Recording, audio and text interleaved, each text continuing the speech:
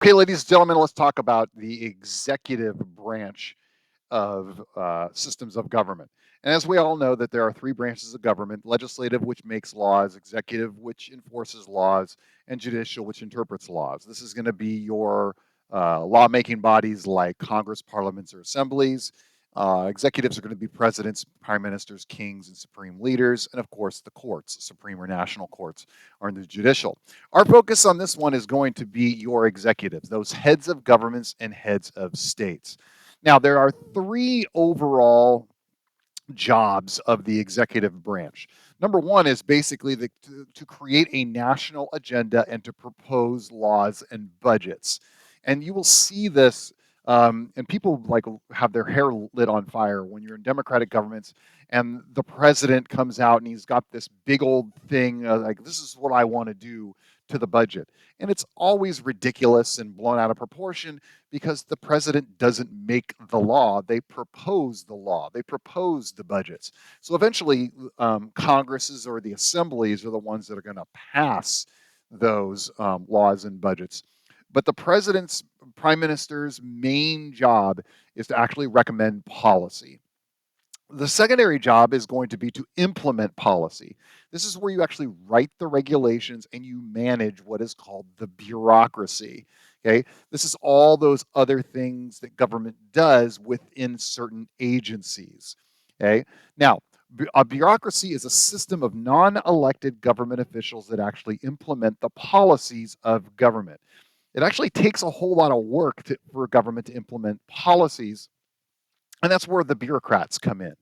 So you have up top this government official. This is going to be probably a cabinet member, of the whether it's the prime minister's cabinet or the president's cabinet, but it's going to be the elected government official in charge. Okay. Then from there, you have the people that are going to actually administrate whatever program that is, whether it's like education, whether it's finance, budget, agriculture, interior, health and human services. So those administrators then have to hire managers that are going to manage divisions of workers who all ultimately implement whatever policy the government has. Now, this is a very small level of bureaucracy. Most bureaucracies are much deeper than this and complicated. And of course, the bigger the bureaucracy is, the more expensive it's going to be because you have to, this is the person that manages the whole system, but this person's got to get paid and this person's got to get paid and these people have got to get paid. And the thing is, by the way, most people think that government is run by all these elected employees that um, that flip every in the United States every 4 years. That's just not true. The government official is usually the one who flips, and then everybody else under here, they're called the career civil service people. They are the bureaucrats that run everything. So they're around regardless of who is going to be president. If you're in the United States, this is the stuff that Doge is kind of trying to cut out. All right. Now, some of these things can be super important, like administering Social Security checks or collecting IRS or doing the National Weather Service or something like that. So they do have impacts. Um, a note: when you start getting into places like Mexico and Nigeria, the deeper this gets, the more corruption becomes pervasive because every level here is going to take some off the top. And eventually, if enough gets taken, then you get what happens in Russia, which is they're fighting with old equipment that doesn't work very well, that's full of holes and doesn't, because in the military, this government official that took their bunch of the government budget, and then administrators took their cut, and then managers and then workers all take their cut, and eventually, the gun that you put out is a piece of garbage, or that the program isn't funded at all. So corruption really can impact, if the bureaucracy is deep and there's a history of corruption there, then you're going to get a lot of money that is siphoned off. Okay. The last thing is, of course, the traditional enforcing policy. This is to administer programs and to maintain law and order. Now, the job of the president and the prime minister is to execute the laws. If the prime minister or the president is refusing to actually execute the laws, that can be something that can be considered an impeachable offense, and that we'll see down further out how to remove a president or prime minister.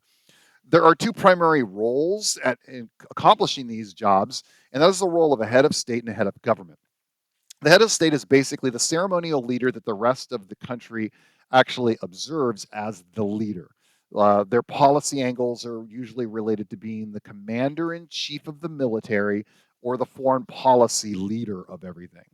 The head of government basically just runs the bureaucracy, makes sure the day-to-day government is working, they create the policy agendas, and they propose laws and policy, essentially making sure the government runs appropriately. And we have our heads of state and heads of government here. UK, head of state, King Charles, head of government, Keir Starmer.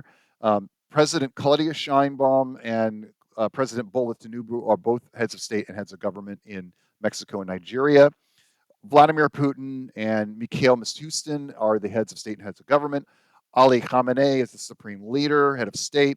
Masoud Pezeshkian is the head of government, the president. And then Xi Jinping being the head of state, and Premier Li Qiang is the head of government. Now, the reality is the people, as you see in green here, are the actual arbiters of power. Starmer, Sheinbaum, Tinubu, Putin, Khamenei, and Xi Jinping. The others are just kind of basically background characters. The president of Iran over time has become more or less powerful depending on how the supreme leader essentially is feeling, how much conflict they want to do. But like the king of England doesn't do anything politically, and the prime minister and the prime minister of Iran, the premier of China, are basically supposed to be domestic policy experts, but they're basically just kind of second in command lapdogs to Putin and Xi Jinping. Now, how are these people appointed? The king is, of course, done by heredity, birthright. The prime minister is done in parliamentary general election of the House of Commons only. Both Mexico and Nigeria have direct elections of their presidents. Russia has an election. Of course, it's not free and it's not fair. And the prime minister is actually nominated by the president, and then the Duma, the legislative, the lower house of the legislature, confirms them. The supreme leader is actually chosen by what are known as the Assembly of Experts. Of course, those Assembly of Experts are kind of put in the position by the supreme leader, so it's like a never-ending loop. And then the president of Iran is elected by direct election. Of course, the Guardian Council decides who's actually going to be on those ballots. So again, not free and fair. And then China, the president is chosen by the National People's Congress, and the premier is chosen by the National People's Congress. Of course, those appointments are a little more complicated than that, as we see in our country studies. But technically, according to the Constitution, that's how they're chosen, by the National People's Congress.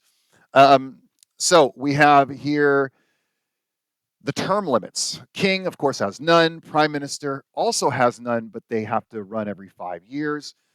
Mexico has what's called sexenio. They are only allowed to serve 1 6-year term, and then they are out. They are gone. It is a one-term presidential term limit. Nigeria's president is 2 4-year terms. The president of Russia has 2 6-year terms. That changed with, of course, the Russian referendum in 2020. The prime minister doesn't have any term limits at all. The supreme leader of Iran has no term limits. The president has 2 4-year term limits. And then the president of China has no term limits at all. And the head of government, the premier, has 2 5-year terms. Can you get removed? Yes, you can, unless you're the king of England, and then you can't get removed by anybody. So they have no way to remove the chief executive there. Prime minister, of course, is your party leadership vote or the vote of no confidence in the House of Commons, okay? The president of Mexico can get impeached with 2/3 of the upper house. The Mexican Senate can vote them out. You also have what is called a 3-year recall referendum. So halfway through their term, they hold a referendum, and you can actually get recalled. This was started by Andres Manuel Lopez Obrador, the last president, got this recall kind of put in. It's been very controversial because it's kind of like, why do it? It can also just kind of reaffirm your popularity with the people as well. The president of Nigeria can be impeached with 2/3 of the upper house. The Nigerian Senate throwing them out.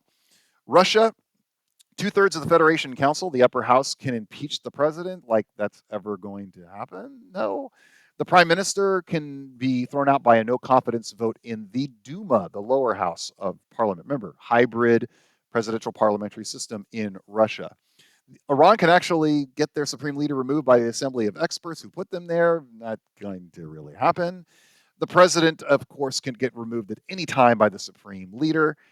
And the president and premiers of China can technically get removed by the National People's Congress, although it would never happen because the National People's Congress is a rubber stamp on whatever the president of China wants. So you have your heads of state and heads of government, you have how they're put into power, you have how long they can serve, and you have how long or what it takes for them to actually get removed.